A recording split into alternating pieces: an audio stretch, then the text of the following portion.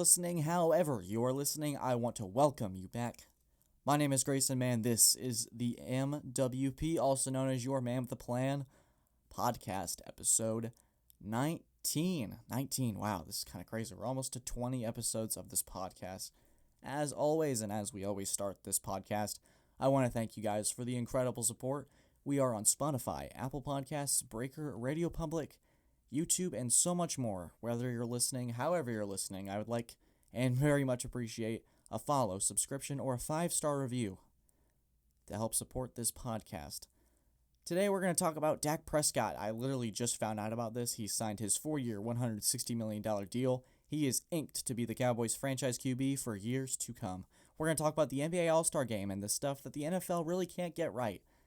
We're going to also talk about Deshaun Watson versus Russell Wilson, the whole mess that has become the QBs, the demanding of the trades, who, what, where, why, how. And then we're going to finally talk about Belichick, why he really needs this offseason, and we're going to talk about the Man with a Plan March Madness Bracket Challenge. That's at the end, and I'm very excited for that. So let's get into Dak Prescott. Ooh, Dak Prescott gets his money. Dak Prescott has inked a 4-year, $160 million deal that'll secure him to be the Cowboys quarterback for a long time. Both sides are getting what they want. Dak gets his money, and the Cowboys get their guy. The whole issue with quarterbacks getting contract money now is you see it with Jared Goff and Carson Wentz, which kind of are the reasons that this Dak Prescott deal took so long. I feel like we've been talking about Dak Prescott in a new contract since 2016, since he was drafted. It's ridiculous. Because Jared Goff made, I think, about the same amount of money. Carson Wentz made, I think, $30 million a year. You could check me on that. And both of those experiments have proved to be unsuccessful for the Rams as they shipped Jared Goff off for Matt Stafford. And now Indianapolis has Carson Wentz. And Eagles are trying to figure out who they are again. So it's always a risk to sign your quarterback to a long-term deal, especially when there's uncertainty around the team. Cowboys missed the playoffs last year. Who are they going to re-sign? Do they have the salary cap to extend some of these players, these talented players that they have on the roster? I'm not a big Cowboys person, and I know I have a lot of Cowboys fans that listen to the show, especially Addison Vinatieri and Nick Reed, if you're listening. Congratulations, you got your guy. Dak Prescott is one of the better quarterbacks in the league, so it's nice to have some safety, a safety little blanket for you. So I don't think Dallas is also Houston, where Houston is kind of like, let's give DeAndre Hopkins away for a bag of Cheetos, and let's see what Deshaun Watson says about that. And Deshaun Watson was pissed, so he's out. And Russell Wilson also won a mega deal, is pissed, and he wants out. So we're going to talk about that later. But the whole thing with Dak Prescott is he goes down in October. The Cowboys are kind of iffy. They're 2-2. But Dak Prescott was having one of the better starts in his career, and you could probably project that the Cowboys would have gone like 8-8 or something.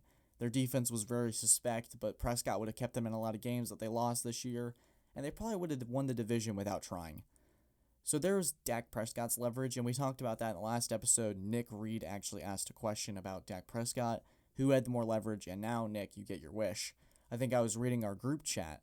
It was blowing up as I found out the news that they were crying tears of joy. I don't know if they actually were, but if I was a Cowboys fan, I'd be excited to have my quarterback locked up for this long. It's exciting, and I think Dak Prescott's going to benefit from being the Cowboys quarterback and making a buttload of money. It's the highest signing bonus in NFL history. It's $66 million. He's earning a lot of it up front, so that's going to be really beneficial for him. And it's going to be beneficial for Dallas because that front-loaded contract, everything's coming up front, and they can start to restructure things behind the scenes when the salary cap eventually increases as they get some of that revenue back that they lost during the 2020 NFL season. So the Dak Prescott contract saga is finally over, and Cowboys fans can rest knowing they got their guy and a path towards a division title for at least 4 more years to come. All right, I really want to talk about the NBA All-Star Game. You're going to go, whoa, this is not a basketball podcast. Well, I'm going to dip my toes in the basketball pool, and we're going to talk about the NBA All-Star Game and the whole event that it was. The thing with the NFL is that they really never got the All-Star. I'm going to put up air quotes because you can't really see me doing that. NFL All-Star Game, the NFL Pro Bowl, the Skills Challenge, the 3-point contest, I don't even remember. The Pro Bowl is so it's just so forgettable that I can't remember half the challenges they do. I think it's like a passing skills thing. dodgeball. I think they do dodgeball. Yeah, they do dodgeball. I've watched it a couple times. And the thing the NFL can never do right is make an entertaining All-Star game, mainly because I think their placement's off, but I don't think they have a choice because there's not like a break because there's not as many games as the NBA, so they can't make a week off so these players can kind of just go to a random city and enjoy like the talent, the skill that they possess. And so what the NBA does so well is that they find like literally anybody can do anything. They can put Chris Paul in the dunk contest or Zion in the skills challenge. They had like two big men in the finals of the skills contest, and you can see them dribble around the cones, and they're kind of like shrugging along, and it's really funny to watch. And then you go to the three-point contest. Steph Curry's back, and Steph Curry's one of the best shooters of all time. So once he got out there, it's kind of like Larry Bird. He's like, all right, one of the announcers goes, who's shooting for second?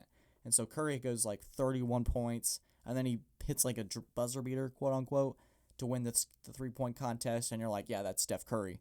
And then the All-Star game happens. It's just so much fun to be able to see these guys kind of goof off and be able to do these like special shots and dunks. I think they started competing at the end of the second quarter for half like court shots. I think it was Curry and Damian Lillard, and I think Damian Lillard ended up winning. But there's also just so many memorable moments. You got Giannis shooting threes, and he's going nuts over it. You got Steph Curry. He lost the ball, and I was thinking in my head, he's going to pull from the logo. He pulled from the logo, and he drilled it. I was like, wow, all right.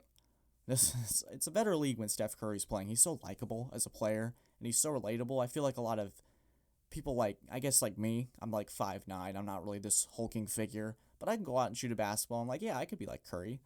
Not like as good as Curry, but yeah, I could like emulate his game. I could just go behind the line and shoot a bunch of threes and hope they make it. And if they do, I'm like, oh, I could do this for a living. Yeah, obviously not, but it makes me feel pretty good knowing that someone's not like the face of the league. One of the better players in the league is not some hulking figure. It's like anybody could be a basketball player if you put enough work into it, is what I'm trying to say. So I think the NFL, they've always had this problem. They're trying to make this Pro Bowl, and the NBA is always great at having these great ideas and trying them and going, hey, we're going to put this idea out, hence the NBA bubble, hence what they did over quarantine and the whole COVID situation. They were able to make a full playoffs out of it in Disney World, which was very entertaining, and it kind of created a March Madness-like atmosphere, which I love March Madness. I am a sucker for it. Like tournaments and brackets, I want to make like 6 or 7. It's so much fun. I'm insane for it, and I make different champions, and I do what if this happened, and I get so invested into it. It's just so much fun to watch. And for the bubble, it was kind of like anybody could beat anybody. And LeBron's team ended up winning, which was like the expected thing, but they struggled a little bit on the way. They had some teams challenge them because they're all in the same environment. They're all in the same place. There's no home crowd. There's no like, we have this distinct advantage because you're coming to LA from all the way from Philadelphia or something like that. It made it feel more like the stakes were higher. There's things that could really just go wrong. Like the Mavericks had a little run there. Luka Doncic was insane. Those game-winning shots, like it was all contained, and I like that when it's all contained and like all the teams are kind of on an even battleground. It's really fun to watch. That's really just the energy of what I love about the NBA and the All-Star Game. March is the basketball month, and I'm so excited to be able to watch March Madness this year with my roommates, go home for spring break, watch with my parents.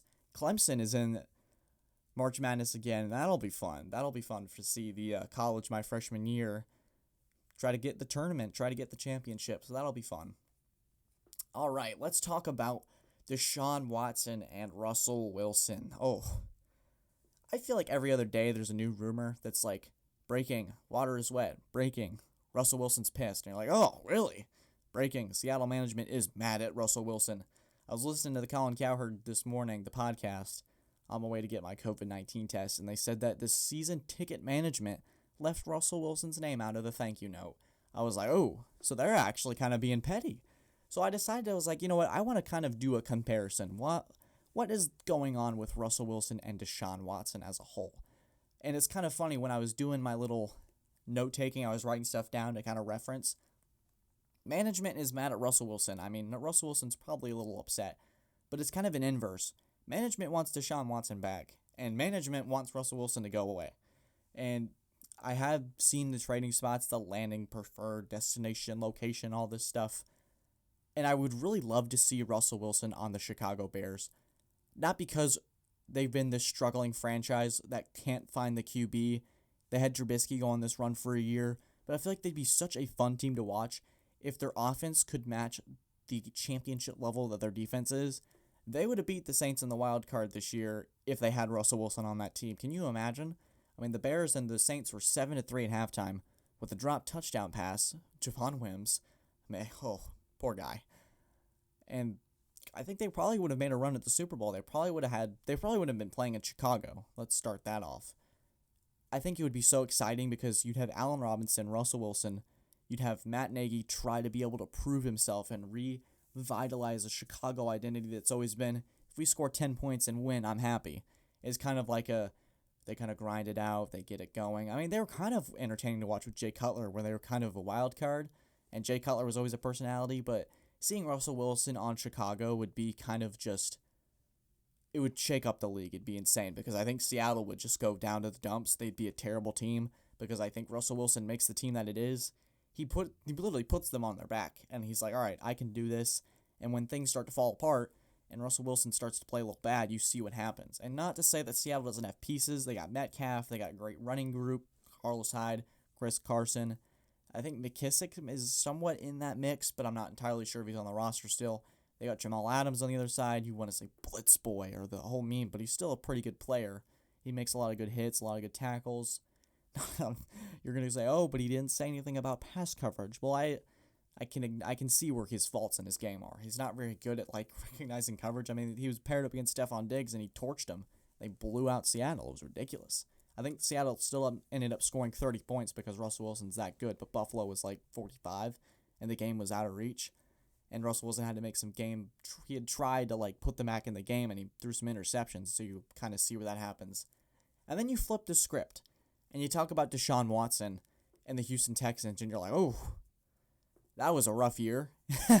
They trade away Deshaun Watson's favorite target, and you're kind of sitting there like, Brandon Cooks, sure, that could work. Terrible offensive line, maybe Watson can make it work. Below average defense, Watson maybe could carry them to 6 games, 7 games. 4-12, yeah, that sounds about right with an interim head coach. Bill O'Brien's a mess. They kind of did this thing where they started 0-3, and they have this trend of starting slow, and you're like, all right, Deshaun will figure it out. They'll pick it up. And a lot of these games weren't really Deshaun's fault. They were putting up 30 points a game. Their defense was abysmal. And if they could get some picks in the draft, which I think they might have to trade Deshaun Watson, not because they have to, but because they need to. Because I think for Houston, if they could get 3 picks back, let's say they trade him to Carolina, which I would love to see Deshaun Watson in Carolina, him close to home, close to where he made his legend, which is Clemson, which is ironic. I was thinking about this in the car. If you're a Georgia football fan, 2 of the greatest college football quarterbacks of all time, and 2 of the greatest Clemson quarterbacks of all time, literally were in Georgia's backyard, and they didn't get them. I want to do a Kirby Smart topic about why he's on thin ice. I was thinking about this on the road. I really want to talk about Georgia football, so stay tuned for that. That might be the next episode. You know what? It's going to be next episode. We're going to have a Kirby Smart topic. I really want to talk about him. But I sidetrack, and having Deshaun Watson on the Texans, or he's on the Texans, Grayson, come on. Deshaun Watson on the Panthers would be so much fun to watch because you get Christian McCaffrey. I don't think a Christian McCaffrey would make sense. I think if you're Carolina, just give Houston every draft pick they want, because I think that you could grow the players you got last year. You spent last year's draft getting defensive players and building that roster. You're going to have some growing pains, but Deshaun Watson on a competent roster with Matt Rule and Joe Brady, that would be a very interesting pairing in a division that's really only faced with Tom Brady, because the Falcons, you don't know what they're going to be with Arthur Smith. The Breeze-Saints thing, I think Drew Brees is going to retire. I think it's all just blowing smoke and just a bunch of garbage with him working out. I think he's just bored, and he's going to work out anyways. I don't think you have to make anything of it. He's still going to get his trainer around to keep him in shape. I think when you do that for 20 years, you kind of are in a routine. So I think that's how it's going to work out. Deshaun Watson to the Panthers, and Chicago gets Russell Wilson. All right, when we return, we're going to talk about why Bill Belichick needs this offseason to work, and we're going to announce the Man with a Plan March Madness Bracket Contest. This is Grayson Man. We'll be right back.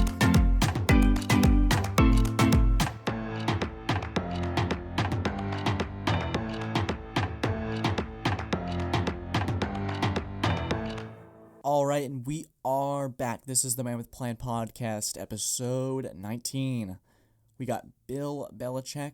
We're going to talk about him. And we got a March Madness announcement, so let's get right into it. I'm going to start you guys off with a little story.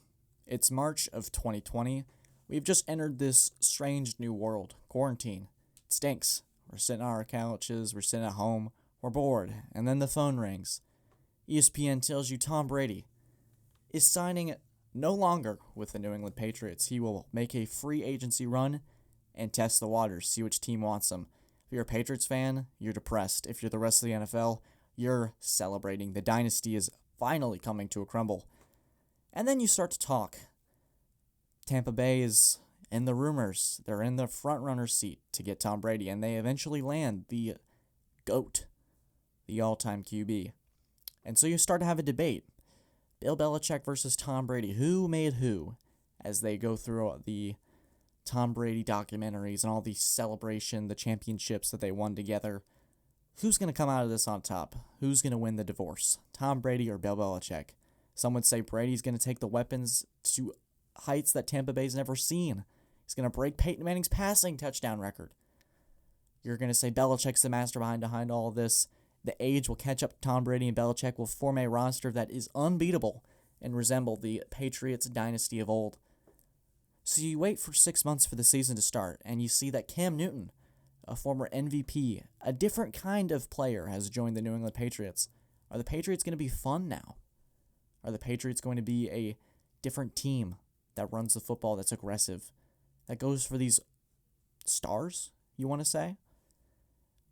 So you start with week 1, and Tom Brady and the Buccaneers. The experiment does not go off to a good start. While New England is celebrating the New England's kind of style victory they like to see. Good, hard-nosed football, defense, turnovers. Cam Newton was efficient when he needed to be, and New England was 1-0, looking very promising. And you start to go into the first 4 games of the season, they look relatively even. Brady and Bucs are having growing pains. Cam Newton is recovering from COVID, and then the difference starts to go down. The split happens. The Patriots lose 3 straight games, go 2-5. The Tampa Bay Buccaneers win 3 straight games and go 5-2. The Patriots start to find it together. Cam Newton starts getting a little bit of the rhythm, and the Patriots end up going 6-6, and the Buccaneers are 7-5. The difference has been more or less caught up to. And the Bucs then go on a playoff run like no one's ever seen before, winning 3 straight road games, beating Tom Brady, beating Aaron Rodgers, Drew Brees, and then beating Patrick Mahomes to win the Super Bowl. All while the Patriots finish 7-9 and are watching it in horror as their quarterback wins a Super Bowl with relative ease. So Belichick really needs this offseason to go well, and I really wanted to talk about this as I saw that Jimmy Garoppolo is the Patriots frontrunner for a quarterback. How they make that work, why that would work. I think Garoppolo's a winner. I think when he's healthy, 22-9 as a starter, makes good decisions with the football. I think he's the perfect quarterback for the Patriots. He knows the system. Belichick initially wanted Garoppolo to be the guy to take over Tom Brady, but Tom Brady was able to beat Father Time and Belichick's wishes along with that, making a tense last couple of years as the Patriots quarterback. So let's say that Belichick gets what he wants. He gets Garoppolo. Relatively cheap, considering the quarterbacks that are being signed for what they are being signed now, $40 million, $500 million. There's a lot of dice on the table, and Belichick's picking up the right one. I think that Belichick, in order for the Patriots to be back, he needs to build what they've lost before. I think that they need to replicate what they had in their first 3 Super Bowls. They need to have a decent QB, and Tom Brady at that time wasn't the GOAT, so it's okay to say. They need a top 10 defense. They're going to get some of those opt-outs back. Marcus Cannon, their stud right tackle. Dante Hightower, their leader at linebacker that was the core for their last couple Super Bowls. That made the tackle that eventually led to the Malcolm Butler interception. You get Patrick Chung, a veteran safety presence, and a couple of signees that they wish would have been there to help Cam Newton out. What do you do with Cam Newton? Do you re-sign him? Do you bring him back? I think the obvious answer is to let him go. The experiment didn't work out. You gave Cam Newton the showcase he needed, and now he's going to go try to earn some money and a new starting job. I think Belichick needs this offseason to be able to prove that he is not the lackey in this divorce. He needs to be able to prove that he's still the coach that everyone thinks he is. And you're going to say, after one season, Grayson, are you overreacting just a little bit?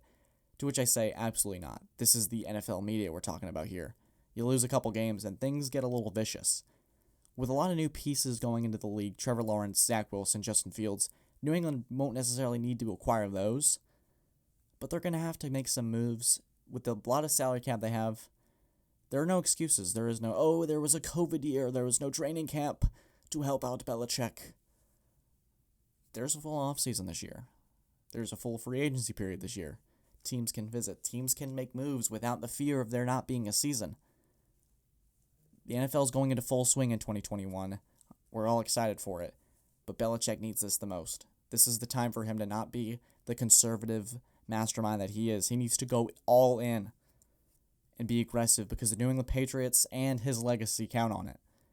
For Belichick to be able to bring New England back into the playoffs without the poster boy that it was Tom Brady for them, that is the key. And we'll see how that plays out as they have the third most salary cap in $63 million. We're going to see how it all fits as the puzzle pieces of the NFL offseason are beginning to form with the Dak Prescott signing. The dominoes are falling. I can't wait to cover it. So as we end the show, I have a fun announcement to make, and I'm sure you guys are going to love it. I gave it a little bit of a hint when I started to talk about why I love March Madness. It is so much fun. The energy, the unpredictable games. You really can't make a surefire guess in March Madness. So what I'm doing, anyone who watches this video will see a link in the description, Apple Podcasts, Spotify, YouTube, wherever you're watching it. There'll be a link to join a podcast bracket contest. And over the time, we're going to track this as March Madness begins. And the winner of the contest gets to come on the show and talk about a segment of their choice and debate it, or they can explain stuff to me, and we'll do whatever you want.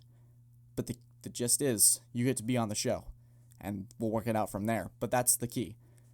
So, as this video comes to a close, click the link in the description below and join the Man with the Plan Bracket Contest Challenge. I am so excited. As always, thank you so much for the support on this podcast.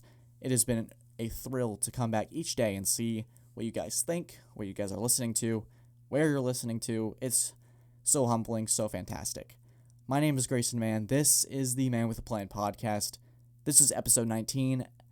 Thank you guys so much. Have a fantastic day. And as always, take care.